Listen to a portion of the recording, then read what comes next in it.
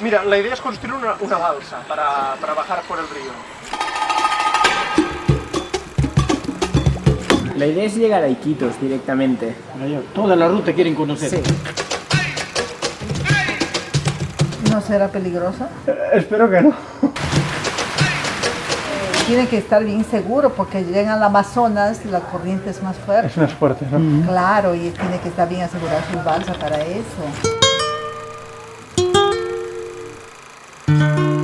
Va a tener bonita experiencia.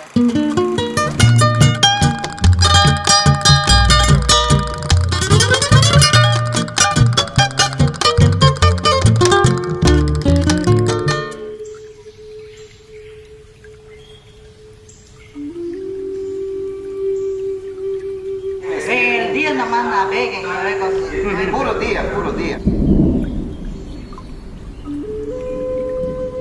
En el libro de San Juan, capítulo 3, dice que el ser humano tiene que nacer de nuevo.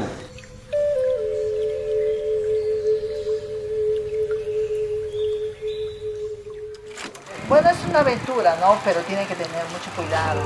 Seguridad, todo es